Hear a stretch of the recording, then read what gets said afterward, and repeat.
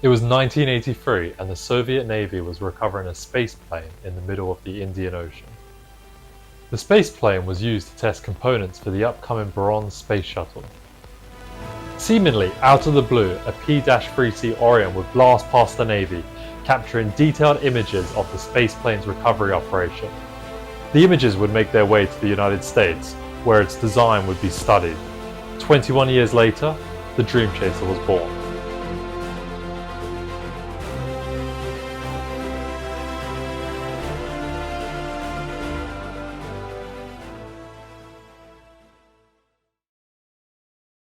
In 2024, the Dream Chaser will blast into space on top of ULA's Vulcan rocket. Upon separation, the spacecraft will unfold its solar panels, wings, and make its way to the International Space Station. On arrival, the station's robotic arm will grab the spacecraft and birth Dream Chaser to its home for the next 82 days. At the end of its journey, Dream Chaser will enter the Earth's atmosphere at a blistering 17,500 miles per hour, before landing at the Shuttle Landing Facility runway a few miles away from where it took off.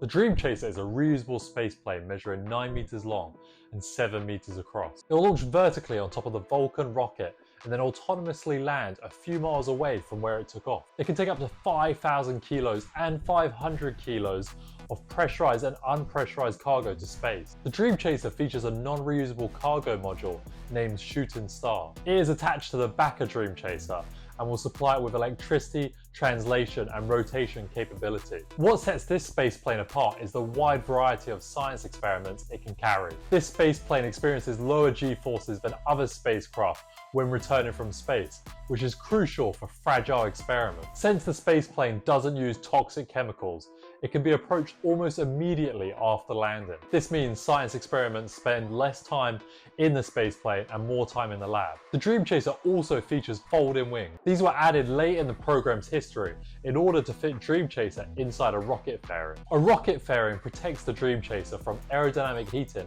and dynamic pressure on its way to space. The wings and structure were manufactured in Texas by Lockheed Martin. The Dream Chaser will land at a blistering 230 miles per hour, requiring up to 2,500 meters of runway. In an emergency, Dream Chaser could land at hundreds of airports around the world, further increasing its reliability. The Dream Chaser will land at the Shuttle Landing Facility in Florida, which saw 78 space shuttle landings from 1984 to 2011. Fun fact about Dream Chaser: early in the program's history, they had a pickup truck tow a test article along a runway. And this got me thinking, wouldn't it be crazy if sometime in the future we see a Tesla Cybertruck towing the Dream Chaser after its return from space? The Bor 4 was an uncrewed space plane developed in the Soviet Union to test components for the Buran space shuttle. The space plane was launched from Kapustin Yar, a rocket launch complex located in modern-day Russia.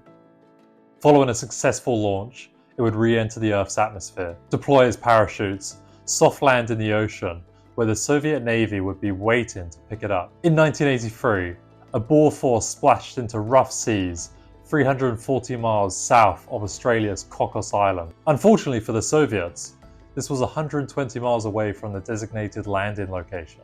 This gave the Australians plenty of time to send a surveillance plane to investigate. The P-3C Orion would capture detailed images of the entire recovery operation. The images would make their way to the United States and then to NASA. NASA would reverse engineer these images to create HL-20, a spaceplane concept for crewed orbital missions.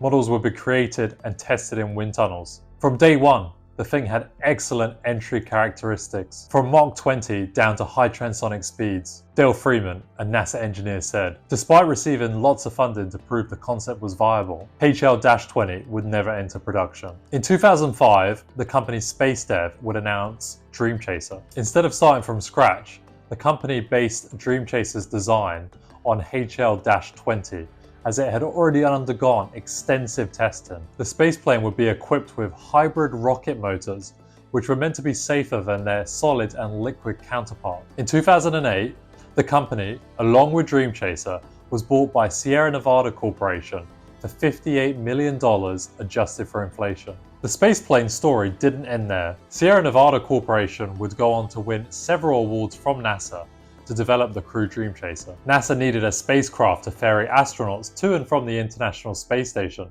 following the Space Shuttle's retirement. NASA would ultimately stop funding the Crew Dream Chaser, choosing to fund SpaceX's and Boeing's spacecraft instead. Their luck would soon change. NASA would go on to award Sierra Nevada Corporation 6 cargo missions to the International Space Station on Dream Chaser. This was a defining moment for the spaceplane, as its design changed to transporting cargo. So what is next for the Space Shuttle's little brother? Following a successful maiden flight, they are contracted to deliver cargo to the International Space Station 6 times.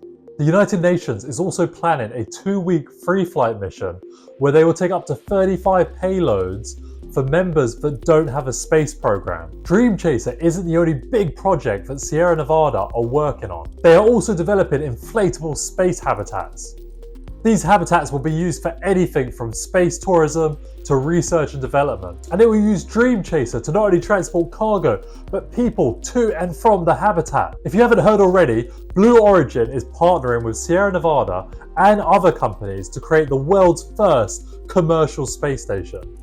Between this and the development that Sierra Nevada are already undertaking, I think we have a decent chance of seeing a commercial space station up above us later this decade. When we put this all together, Sierra Nevada is in a great position to develop the cargo version, following the successful maiden flight of their cargo variant later this year.